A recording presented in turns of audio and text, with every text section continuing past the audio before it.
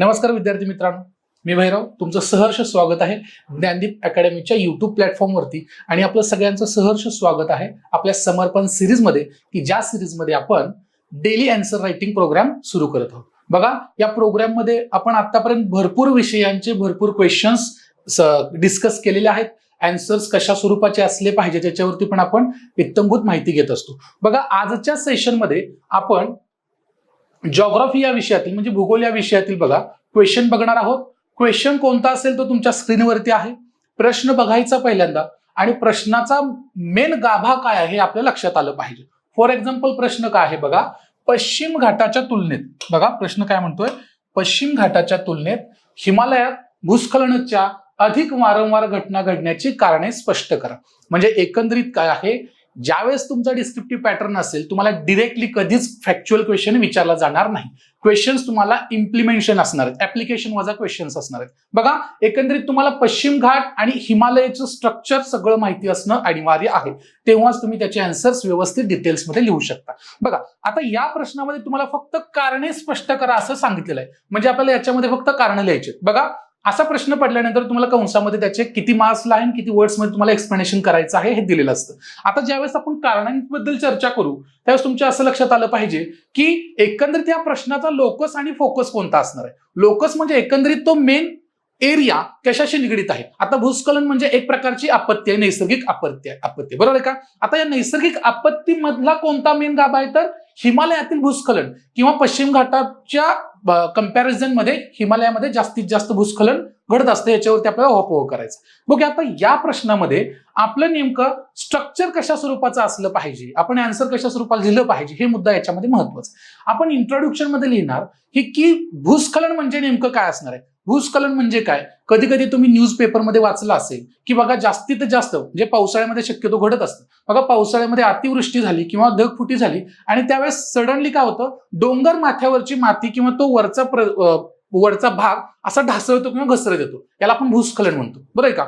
माळिण्याचं एक उदाहरण लेटेस्ट काही वर्षांपूर्वी झालेलं आहे, ते तुम्ही त्याचं सुद्धा लिहू शकता उदाहरण मध्ये तुमच्या इंट्रोडक्शन मध्ये. बघा, एकंदरीत काय, ही नैसर्गिक आपत्ती आहे. याला कारण कोणते आहेत, नैसर्गिक आणि मानवांचे क्रियाकलाप असतील किंवा मानवी ऍक्टिव्हिटी असतील, हे सुद्धा याला काय आहेत रे, कारणीभूत आहेत, हे आपण इंट्रोडक्शन मध्ये लिहू शकतो. मग आता त्या डोंगराळ भागातील खडक आणि खडकाचे प्रकार कशा स्वरूपाचे आहेत, माती कोणत्या स्वरूपाची आहे, हे सुद्धा त्याच्यासाठी त्याच्यावरती इम्पॅक्ट करणारे फॅक्टर्स आहेत, हे सुद्धा आपल्याला या उत्तरामध्ये लिहावं लागणार आहे. बघा, नैसर्गिक आपत्ती अंडरलाईन करा, खडक असतील, माती असतील, उतारावरून खाली सरकत येणे, हे याला काय म्हणतो आपण, भूस्खलन म्हणतो. हे आपण इंट्रोडक्शन मध्ये सगळं लिहिलेलं असलं पाहिजे. आता पुढे येतो आपण. इंट्रोडक्शन झाल्यानंतर आपली आन्सरचा येतो मेन बॉडी आन्सरची येते. म्हणजे आता इथं आपल्याला काय लिहायचे असतात, प्रश्नानं काय विचारलंय तर कारणे स्पष्ट करा असं विचारलं की पश्चिम घाटापेक्षा हिमालयामध्ये जास्तीत जास्त भूस्खलनाची घटना घडत असतात. बरं आहे का. आता त्याच्याशी निगडीत मुद्दे आपल्याला लिहायचे.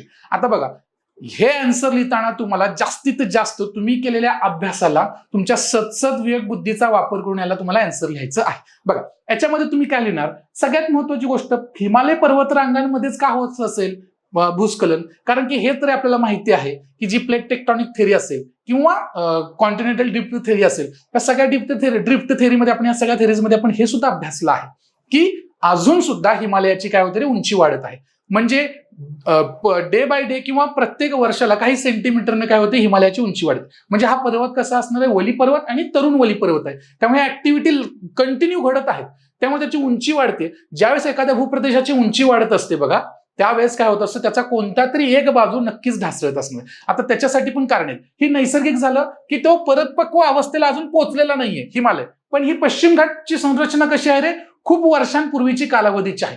जेव्हा भारतीय प्लेट गोंडवाना प्रदेशातून सेपरेट झालीये, वेगळी झाली, तेव्हापासून आपल्याला पश्चिम घाट किंवा ही आपल्याला जो दख्खनचं पठार म्हणतो तो भूभाग आपल्याला असलेला पाहायला मिळतो. ओके. त्याच्यानंतर ज्यावेळेस ही प्लेट कोणती भारताची महाद्वीपिकीय म्हणजे ही प्लेट ज्यावेळेस वरती युरेशियाला येऊन धडकलेली आहे, तेव्हापासून पुढे या हिमालयाची निर्मिती झालेली आपल्याला लक्षात येऊन जाते. म्हणजे हा प्रदेश कसा आहे पश्चिम घाटाचा, हा पश्चिम घाटाचा प्रदेश तुम्हाला परिपक्व अवस्थेत असलेला पाहायला मिळणार आहे. ओके, त्याची उंची सुद्धा तुम्हाला कमी असलेली पाहायला मिळणार आहे. Okay, as compare to Himalaya, हिमालयाची उंची जास्त आहे, पश्चिम घाटाची उंची कमी आहे. पश्चिम घाट परिपक्व अवस्थेमध्ये आहे, त्यामुळे त्याच्यावरती क्षरण असेल, क्षपण असेल, ऊन, वारा, पाऊस या सगळ्या घटकांचा इम्पॅक्ट झालेला आहे.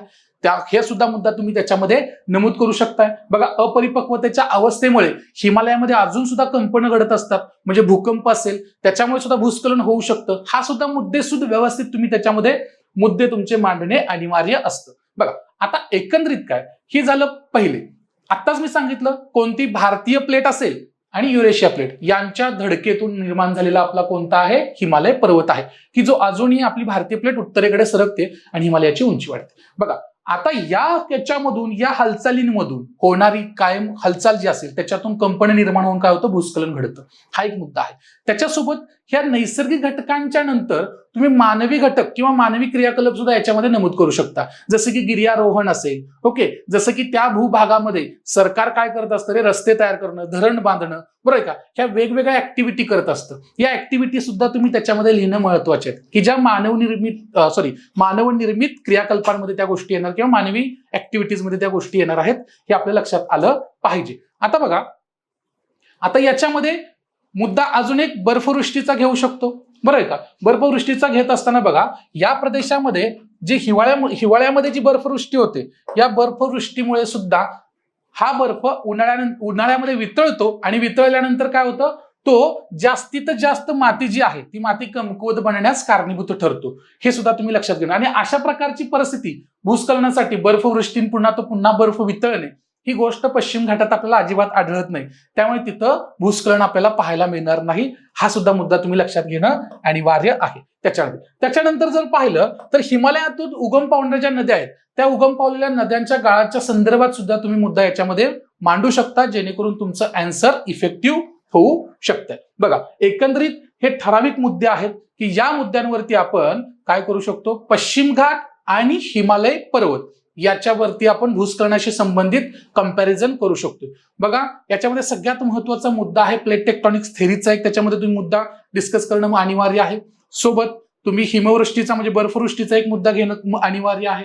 त्याच्यासोबतच तुम्ही मानवी क्रियाकल्पांचा जर विचार केला तर त्याच्यामध्ये तुम्ही गिर्यारोहण असेल, कारखानदारी असेल किंवा रस्ते बांधणी असेल, धरण बांधणी असेल, ह्या सर्व गोष्टी त्याच्यामध्ये तुम्हाला व्यवस्थित कमी शब्दांमध्ये किंवा मोजक्याच शब्दांमध्ये तुम्ही त्या मांडणं अनिवार्य आहे. तेव्हाच तुमचं काय होईल रे, आन्सर इफेक्टिव्ह होईल. आता कन्क्लुजन मध्ये तुम्ही याच गोष्टी लिहायच्या आहेत, की मानवनिर्मित आणि नैसर्गिक क्रियाकल्पांमुळे हे स्पष्ट होतं की पश्चिम घाटामध्ये, हिमालयात म्हणजे पश्चिम घाटात कम्पेअर टू पश्चिम घाट, हिमालयामध्ये भूस्खलनाचे प्रमाण जास्त आहे. आपण याच्यामध्ये लिहू शकतो. ओके, हे आपलं होतं आजच्या प्रश्नाचं आन्सर.